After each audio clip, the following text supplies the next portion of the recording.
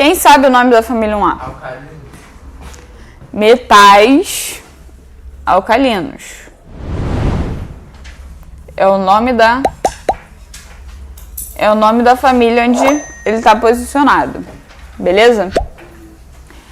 O ferro, ele está em que família? 8B. Ele está na família B. A família B não tem um nome. Toda essa parte central da tabela periódica, que tem esse recuozinho, esse rebaixamento aqui, toda essa classificação aqui é de família B.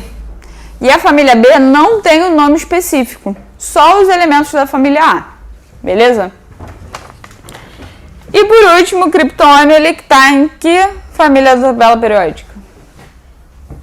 8A.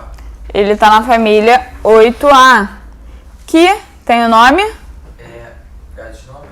Gases nobres.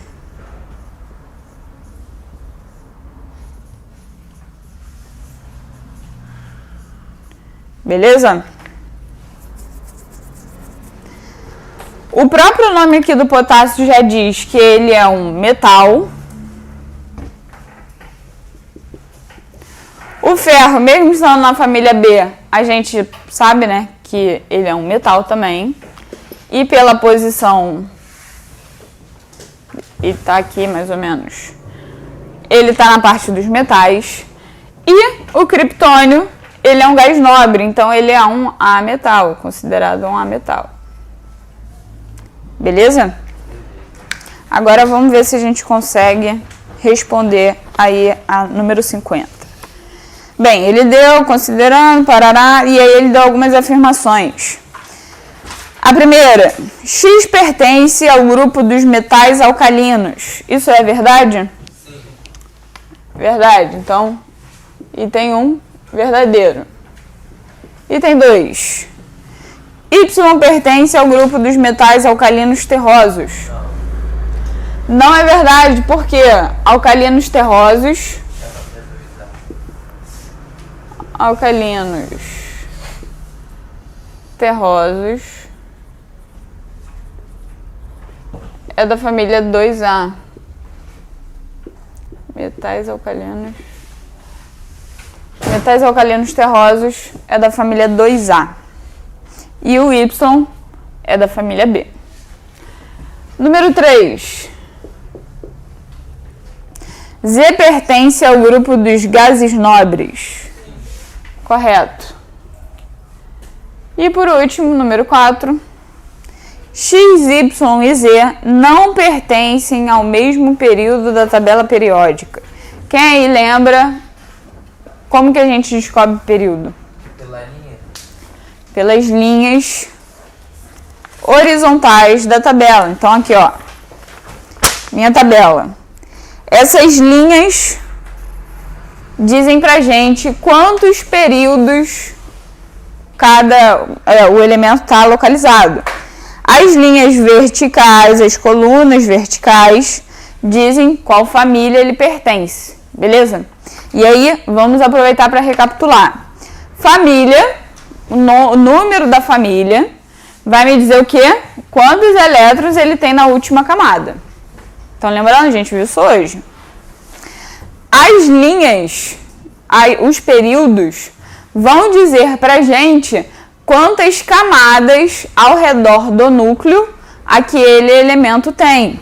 Então, por exemplo, aqui na questão 50, ele fala que eles não pertencem ao mesmo período da tabela periódica. Dá uma olhada aí e vê se o potássio, se o ferro e se o criptônio estão na mesma linha. Estão, né? Então, essa daqui não é verdadeira. Certo? E aí, eles estão em que período da tabela periódica? Eles estão no quarto período. Eles fazem parte do quarto período. Isso quer dizer o quê, galera? Que eu tenho um núcleo e que ao redor desse núcleo eu tenho 4 camadas.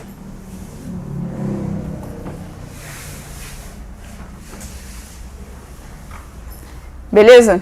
Eu tenho 4 camadas para quê? Para que servem essas camadas? Essas camadas fazem a distribuição eletrônica, ou seja, a distribuição da quantidade de elétrons que aquele átomo tem. Então, por exemplo, se eu estiver falando do potássio, que é o primeiro, vamos supor que esse é a representação do potássio.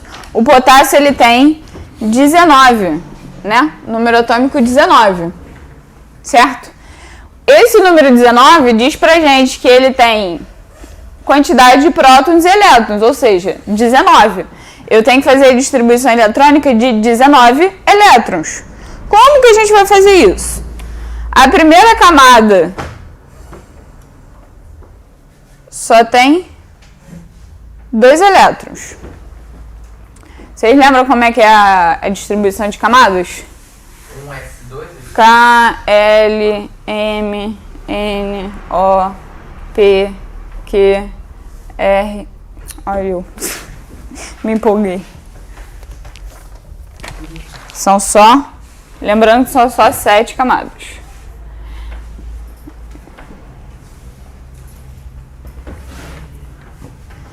Na primeira camada, a gente tem no máximo 2 elétrons. Na segunda camada, no máximo 8. Na terceira, no máximo 18. Na quarta, 32 elétrons. Na quinta, volta para... Aliás, na quinta é 32 também.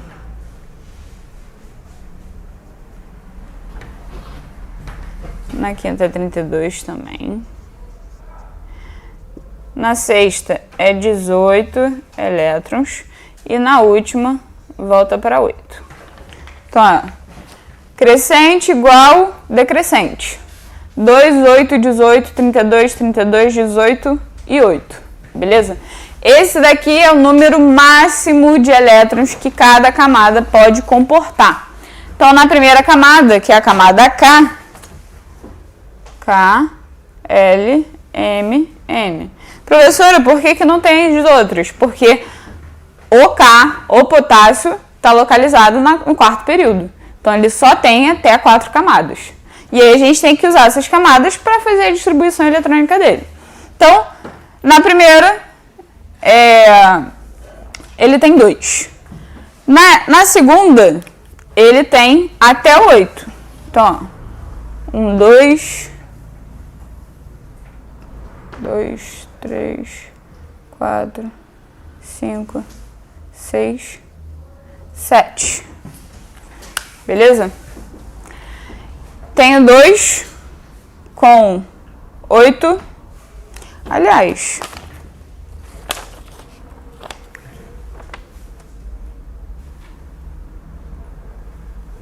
tá certo. 1, 2, 3, 4 camadas. Ele já tem 10.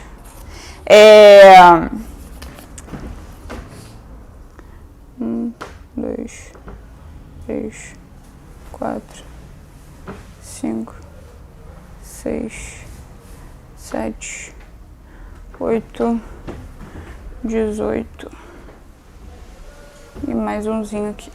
Na última camada, ele tem um elétron sobrando, porque o K é da família 1A. Beleza? Só aproveitando o momento, nem era o foco da questão, mas só aproveitando para mostrar a distribuição eletrônica para vocês. Perfeito, pessoal? Foi? Resposta aí era a letra C.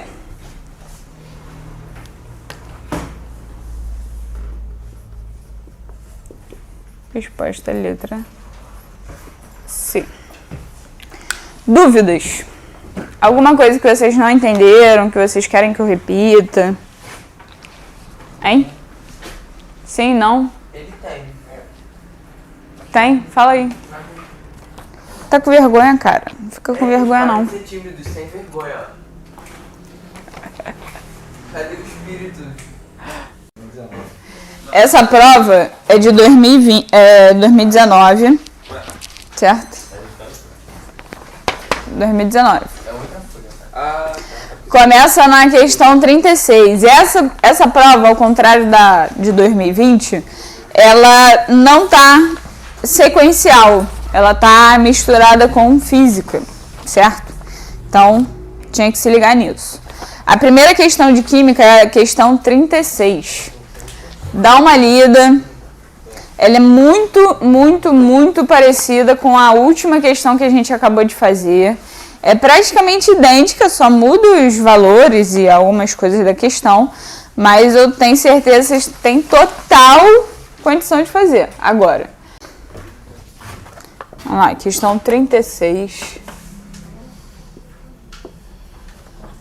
Fala novamente aí de classificação periódica, certo? Temos os elementos X11, Y17 e Z18, correto? Ele diz pra gente,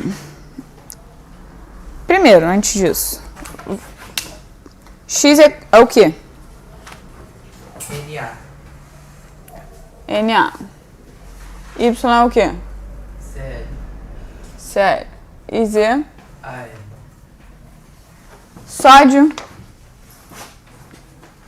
Sódio, cloro, argônio. Beleza? Sódio 11, cloro 17 e argônio 18. Primeira afirmativa. Pertencem ao mesmo grupo da tabela periódica. Tá correto? Beleza. Todos eles ali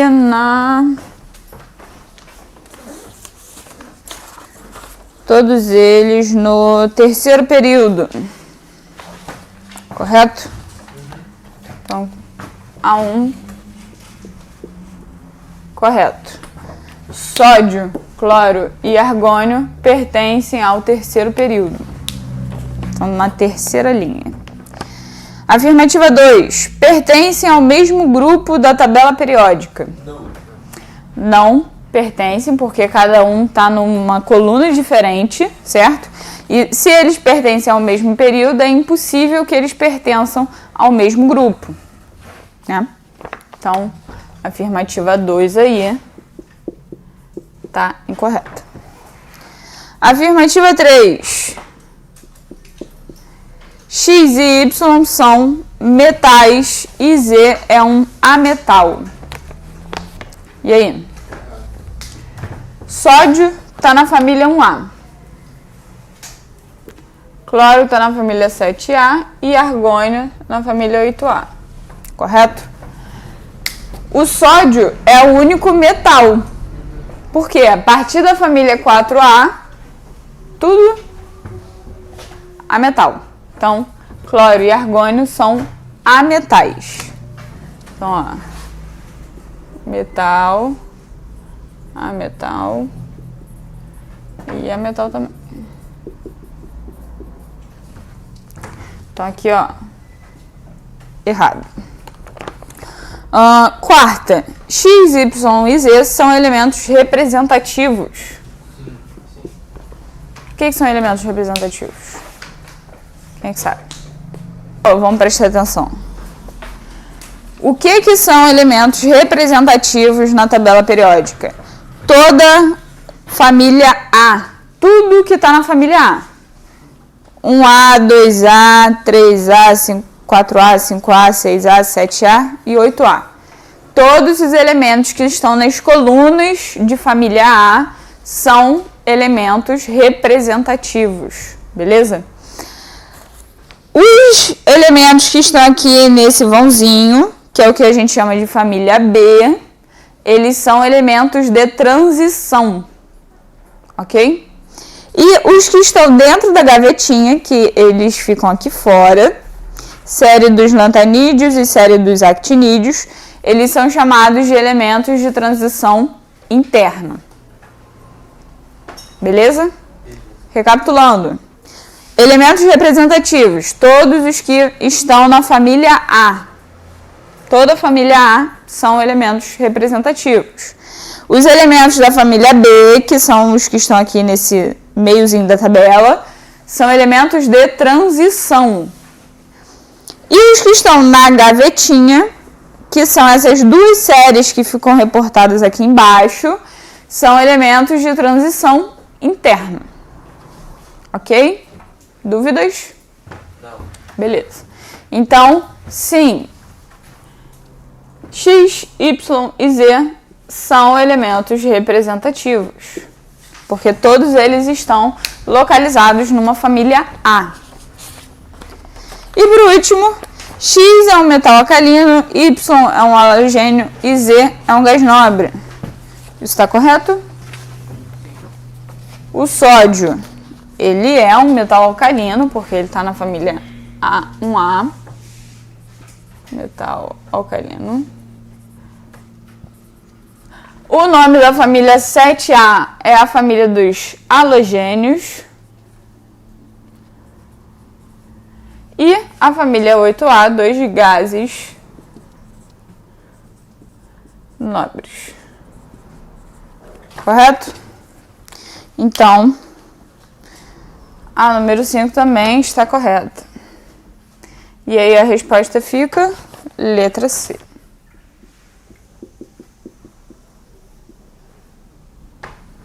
Foi? Alguém tem dúvida? Perfeito. A próxima questão é a questão 38. Pois, de modo geral, os compostos que têm ligações covalentes, então, ó, normalmente, prova de anos um sequenciado do outro e, novamente, ligação covalente. Letra B. São formados pela ligação entre metais e o hidrogênio. Vocês lembram ligação covalente? Sim. Deixa eu escrever aqui. Essa é a questão 38.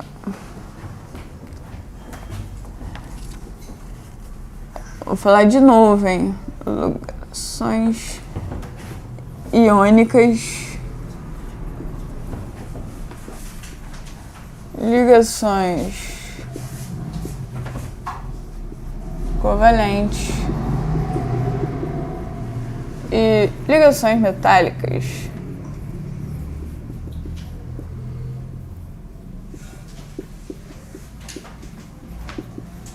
Correto? As ligações iônicas, elas são caracterizadas por um átomo tem que doar elétrons e o outro vai receber os elétrons. Quem é que faz isso? Metais. Metal com ametal. Esse X aqui é só para mostrar que é a interação entre esses dois tipos. Beleza? Exemplo.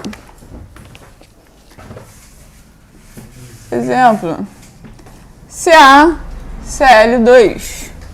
O Ca, que é o cálcio, é um metal e o cloro é um ametal. E eles juntos formam uma ligação iônica. Beleza? Um sal.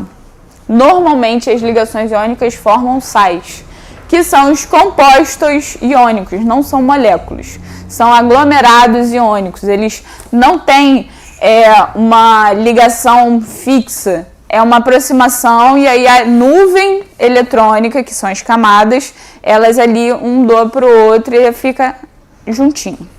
Mas não tem uma representação de ligação que nem acontece nas ligações covalentes, que são as que formam ligações simples, duplas ou triplas. Beleza? A ligação covalente é uma ligação onde a gente vai compartilhar os elétrons. Um não tem que doar para o outro, os dois vão estar ali ganhando. Então, isso acontece entre ametal e ametal, ou entre hidrogênio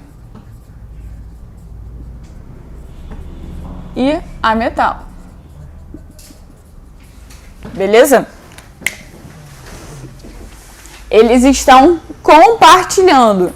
Por que que o hidrogênio não pode fazer ligação iônica? Certo? Primeiro porque, embora ele esteja ali na família 1A, ele não tem classificação de metal. Ele está ali só por conta da quantidade de elétrons que ele tem de camadas. É o único motivo da localização dele estar ali na família 1A.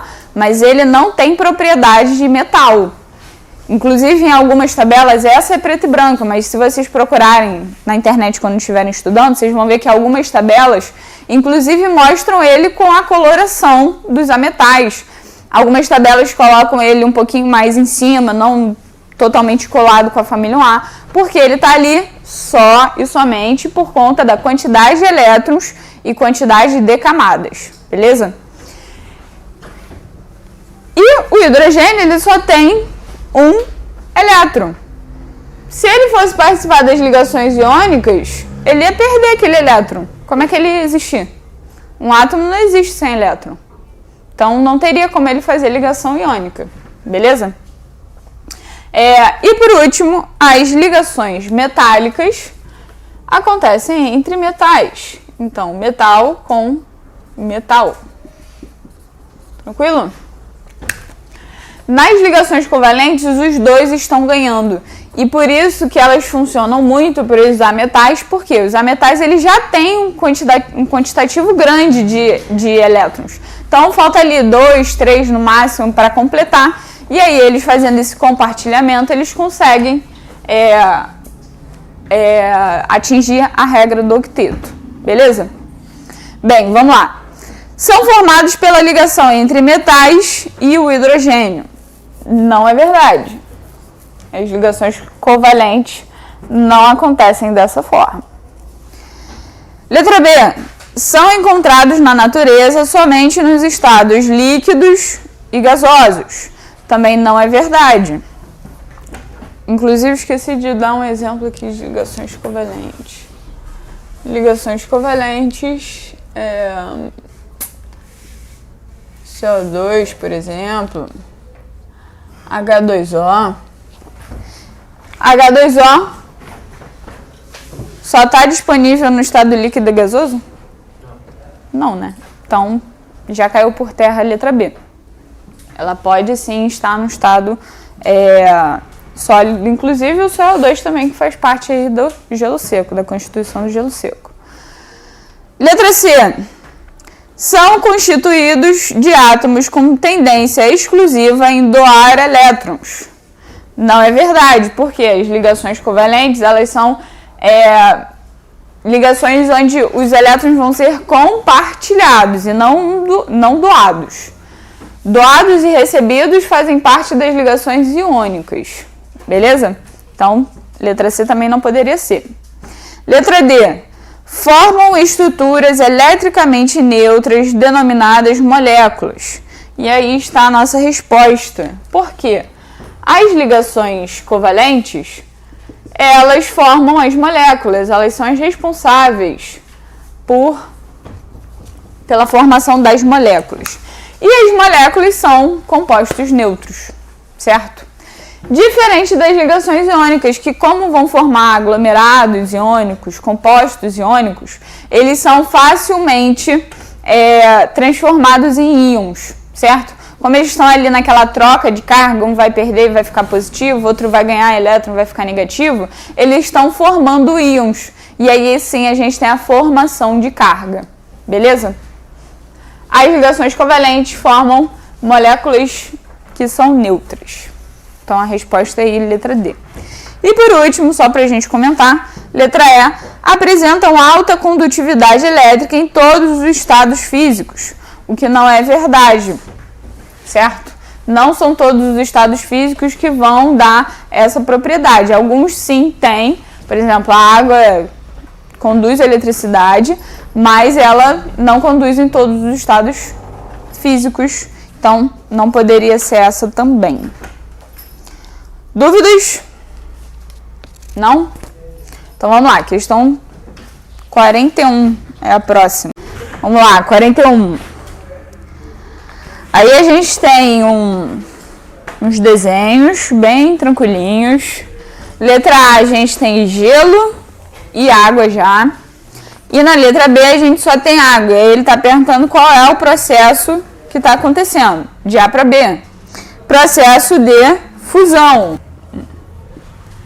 De A para B, eu tenho sólido mais líquido, certo? Então, fusão. Lembrando que o processo de fusão, ele começa do momento que eu tenho uma gota de água, já está tendo fusão ali. Enquanto eu tenho só o estado sólido, só o cubo de gelo, aí eu tenho só o estado sólido. Quando eu começo a derreter, mas ainda tem gelo e já tenho água, esse é o processo de fusão. E ele termina completamente quando eu só tenho estado líquido, tá? Então, esse é o processo de fusão que está acontecendo. E do estado B para o estado C, certo? A gente tem líquido mais vapor. Que aí vocês falaram que é o processo de vaporização. Qual a diferença entre o processo de vaporização e de ebulição? E aí? Quem sabe? Qual é a diferença entre o processo de vaporização e o de ebulição?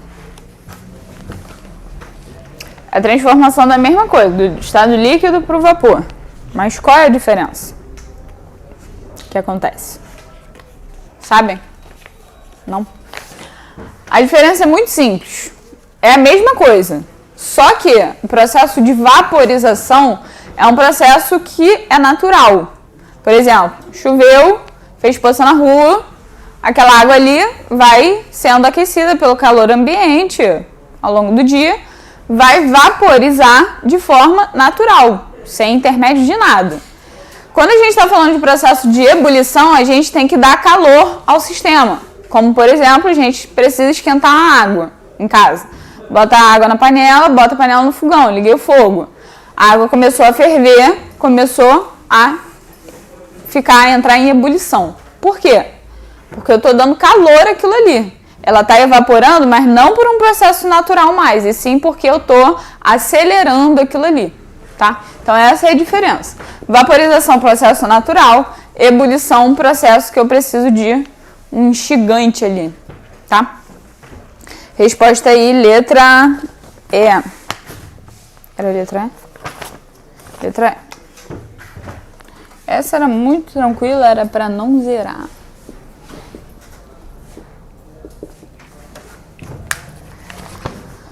Questão 42.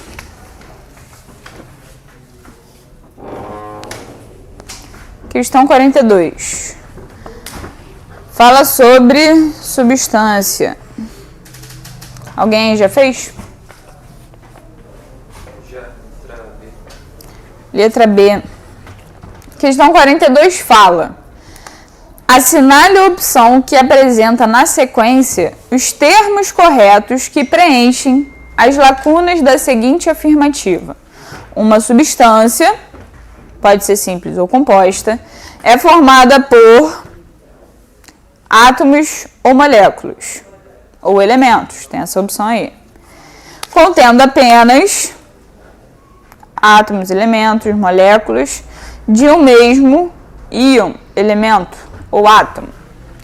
A gente fazendo a comparação aí, a gente vai ver que a melhor opção é uma substância simples. Uma substância simples é formada por moléculas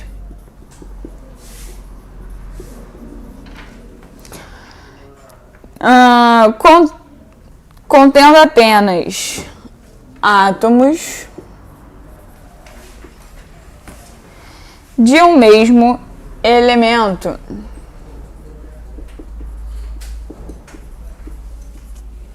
Certo? Essa é a ordem que aparece e que está na letra B. Mas vamos analisar mais ela. Bem, Substância simples, então ele está falando... Oxigênio? Oi? Gás, oxigênio. Gás oxigênio, muito bom. O2. O2, substância simples, é formado por uma molécula, a partir de 2 já é molécula, certo? Contendo apenas átomos de um mesmo elemento. Então aqui a gente tem 2 átomos do elemento oxigênio, certo? Então isso daqui é uma substância simples, assim como o O3, o H2, o fósforo, certo? Todas essas são substâncias simples. E aí vamos falar de novo. Substância simples é uma molécula que é formada por átomos de um mesmo elemento. Ele pode estar em quantidades, que nem aqui, ó. Eu tenho 3 oxigênios, 3 átomos de oxigênio. O que a gente precisa prestar atenção é que eles são 3 de um elemento igual, certo? A partir de 2 elementos, por exemplo, o CO2, eu já não tenho mais uma substância simples, eu tenho uma substância composta. Por quê? Eu tenho o elemento carbono e eu tenho o elemento oxigênio. Substância simples, eu preciso ter um elemento só aparecendo. Ele pode estar em quantidade, mas ele precisa ser apenas um elemento. A partir de 2 já é a substância composta. Beleza? E aí, eu vou aproveitar para fazer essa revisão, que substância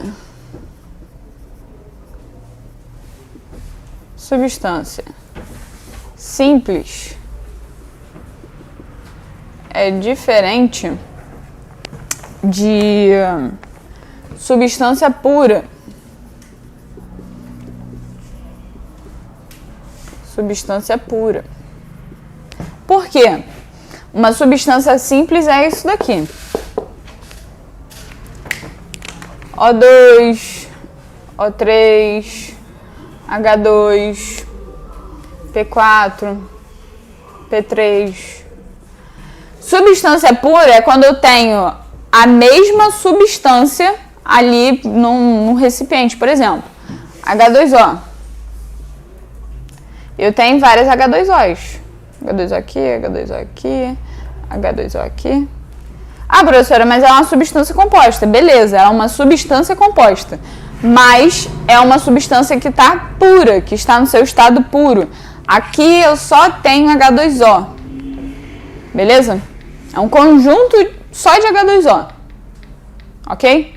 Que aí a gente pode até confundir. Eu até falei isso ontem pro pessoal da outra unidade. A gente às vezes pensa, a água que a gente bebe é pura? A água da garrafa, mineral? Ela não é pura. Por quê? Ali eu não tenho só água. Ali eu tenho água, eu tenho cloro, eu tenho flúor, eu tenho minerais. O próprio nome já diz, é água mineral. A água que vem da SEDAI, potável pra gente, que sai na torneira, é uma água pura? Também não, porque sofreu um processo ali de cloração, então também tem cloro. A água da nascente, da fonte, é pura? Tem alguns que falam, água pura, cara. Não é pura, por quê? A água está debaixo da terra, a quantidade de minério, de ferro, de vários outros, de cálcio, de um monte de coisa que vem carregada, aquela água também não está pura. Ela está limpa, ela pode estar potável, ela pode estar filtrada, mas ela não está pura. A água pura a gente só consegue no laboratório, quando a gente faz a água deionizada, que é uma água livre de íons. A gente tira todos os íons de minerais que estejam presentes e a gente deixa ela só H2O. Aí a gente tem água pura, beleza? E aí a gente utiliza isso daqui para nossa última questão, que é a questão 47. A questão 47 fala sobre um sistema. Dá uma lida e vê se vocês conseguem dar um resultado para ela. A gente tem água no estado de gelo e a gente tem estado de gelo no estado sólido e a gente tem água líquida. Vocês acham que a gente tem uma mistura homogênea, uma mistura heterogênea ou uma substância pura?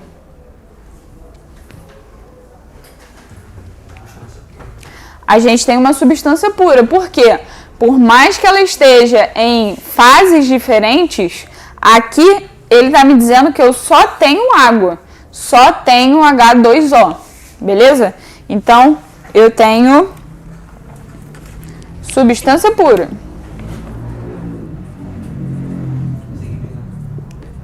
Substância pura. Beleza? Eu tenho um componente ou eu tenho mais componentes? Eu só tenho um componente, porque eu só tenho água. Beleza? Um componente. O componente, ele é classificado de acordo com a quantidade de substâncias. Como eu só tenho água, eu só tenho um componente. Se eu tivesse água e sal, água e areia, água e óleo, aí eu teria mais de um componente. Mas como eu só tenho água, novamente, mesmo estando em estados diferentes, estados físicos diferentes, eu continuo tendo só uma substância. Então, eu só tenho um componente. E aí, a gente tem quantas fases?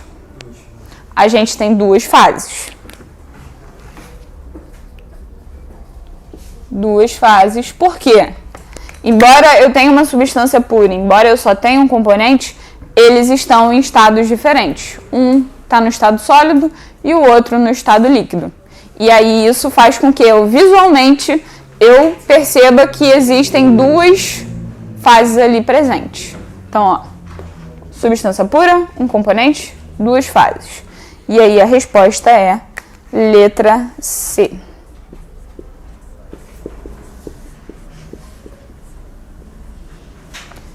Perfeito, galera?